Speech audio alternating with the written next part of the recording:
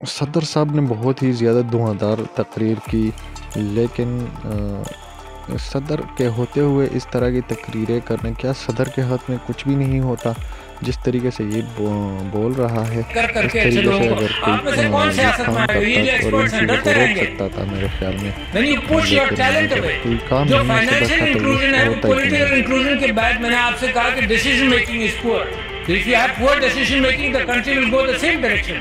This is incorrect. Country کے اندر resources نہیں بناتے ملک کو. میرے بھائی diplomat from Oman, good decision making. Singapore, Dubai, nothing in the ground progress کیا، نتھنگ ان دا گراؤنڈ. زمین سے ان کو کچھ نہیں ملا، نہ تیل ملا، نہ معدنیات ملی، پانی کی قلت ملی سنگاپور کو، but good decision making. Simple لوگوں نے صحیح فیصلے کیے، کوئی آئنسٹائن کی ضرورت نہیں ہے آپ کو.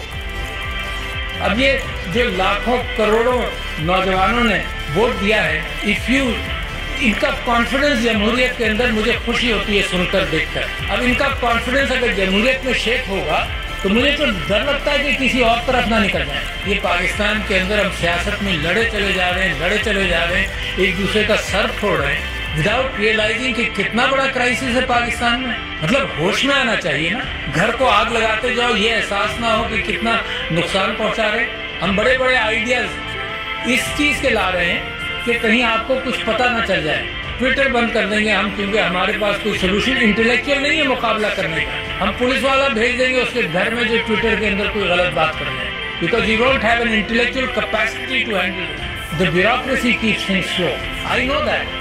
جس چیز کو موو کیا جائے وہ موو کم کرتے کئی سال لگ جاتے ہیں پالیسی بننے میں اور معاملات چلنے میں. ملک کرائسس میں کیوں جاتا ہے؟ Because you don't make a decision which is necessary. ہم نے کہا کہ یار یہ تو بڑا آسان سسٹم ہے، ٹیکنالوجی آ گئی ہے تو اوورسیز پاکستانیز کے لیے ہم نے کہا کہ اس کے تھرو ووٹ ہوگا، سیکیور کر لیں گے سب کچھ. الیکٹرانک ووٹنگ مشین کر دو، لوگ گھبراتے ہیں.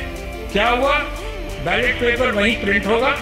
جب آپ بٹن دبائیں گے کہ میں نے بلے کو ووٹ دیا یا تیر کو دیا یا کسی اور کو دیا، ووٹ پرنٹ ہوگا، آپ دیکھ لیں، اس کو لپیٹ کر بیلٹ باکس میں ڈال دیں. مگر جو کیلکولیٹر ہے، simple calculator of the 50s and 60s، یار کوئی بڑی نئی ٹیکنالوجی بھی نہیں ہے، وہ کاؤنٹ رکھ لے گا.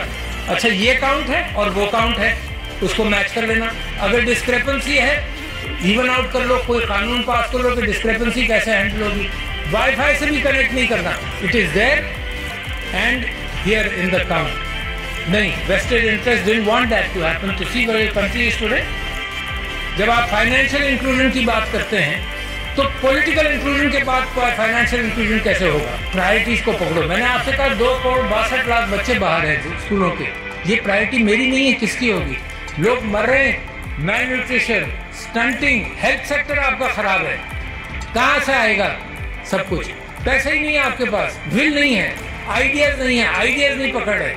سو where is the problem? The problem is lack of good leadership. Nothing else. کوئی پرابلم نہیں ہے. You have everything. ان ملکوں کا جن کو میں نے ذکر کیا تھا ان کے زمین میں کچھ نہیں ہے، آپ نے تو زمین میں بھی ہے، مگر انسانوں کی تعداد 5th biggest country in the world as far as human intellect and people are concerned, and you rank so poor.